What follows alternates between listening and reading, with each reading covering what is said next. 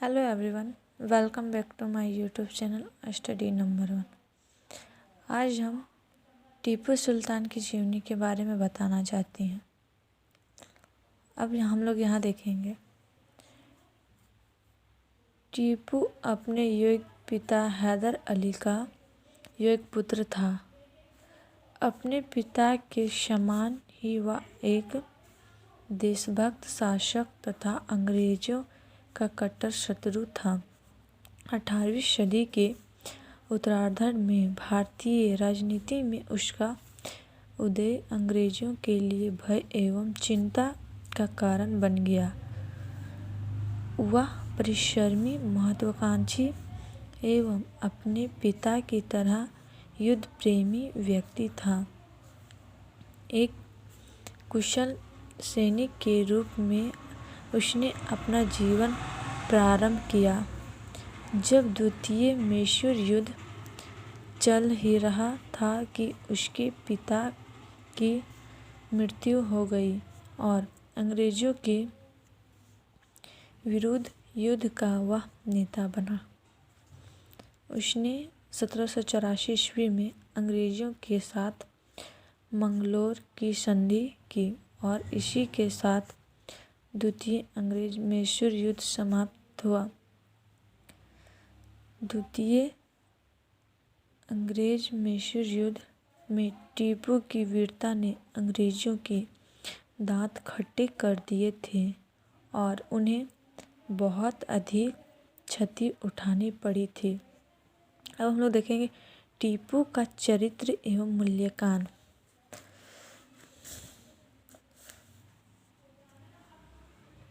टीपू सुल्तान भारतीय इतिहास के विलक्षण व्यक्तियों में से एक है। फारसी, उर्दू, कन्नड़ भाषा का ज्ञाता टीपू उच्च शिक्षा प्राप्त कर शासक बना था। वह देशभक्त तथा अंग्रेजों का कट्टर शत्रु था, लेकिन उसमें व्यवहारिक अनुभव की कमी थी। उसे कई बार अंग्रेजों के विरुद्ध युद्ध में सफलता मिली। वह एक योग्य सेनानायक तथा वीर योद्धा था।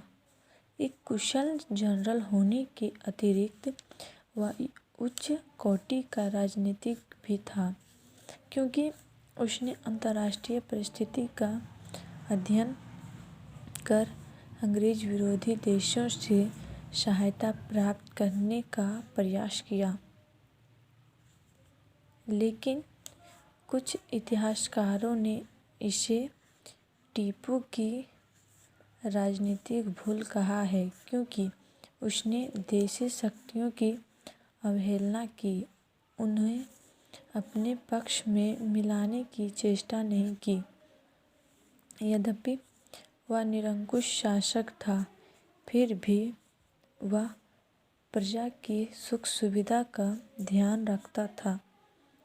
उसके राज्य की स्थिति के संबंध में लेफ्टिनेंट मोर ने लिखा है कि किसी नए देश में यात्रा करते हुए जब कोई व्यक्ति यह देखता है कि वहाँ खेती अच्छी है, आबादी खूब है, निकासी परिश्रमी है, नए शहर कायम हुए हैं, व्यापार का प्रसार हो रहा है, शहर बढ़ रहे हैं और प्रत्येक वस्तु की उन्नति से सुख का पता चलता है, तो स्वभावतः वह इस निष्कर्ष पर पहुंचेगा कि देश में ऐसा शासन है जो जनता के मन लायक है। टीपू के देश का यही चित्र है और इसकी सरकार के संबंध में हमारा यही निष्कर्ष है। धर्म के मामले में टीपू सहिष्णु था। हिंदुओं को उसने ऊंचे पदों पर नियुक्त किया, किंतु फर्क पैट्रिक, विल्कस, रेनेल, बाउरिंग, रॉबर्ट तथा डीन हटन जैसे यूरोपीय इतिहासकारों ने टीपू को अत्याचारी, धर्मांध शासक कहकर उसे बदनाम करने की चेष्टा की है, परंतु टीपू न क्रूर था न ही अत्याचारी। उसकी क्रूरता केवल उसके शत्रुओं के लिए ही थी। वह धर्मांध भी नहीं था। उसके राज्य में हिंदू खुशहाल थे।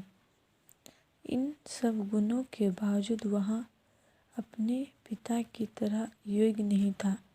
पिता के कतिपय गुणों का उसमें अभाव था।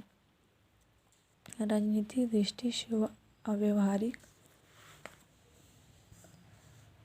था। यह कहा जाता है कि हैदर शायद ही कभी गलत हो। टीपू का उसे खाने के लिए, यद्यपि वह वीर सेनानी सुयोग्य शासक था, परंतु अंग्रेजों ने उसे परास्त कर दिया। वह कूटनीति में अधिक चतुर होता तो अंग्रेज विरोधी राजाओं का सहयोग प्राप्त कर अंग्रेजों के परास्त करने की कोशिश करता। इस व्यावहारिकता की कमी के कारण ही वह अंग्रेजों के चक्रव्यूह में फंस गया। फिर भी भारतीय इतिहास में एक महान देशभक्त था। अंग्रेजों के कट्टर शत्रु के रूप में वह अमर रहेगा। इतिहासकार टॉमस मुनरो ने उसके चरित्र की विशेषताओं पर प्रकाश डालते हुए लिखा है कि A restless spirit, innovation, and a wish to have everything to originate from himself was the predominant feature of his character. And please subscribe my YouTube channel.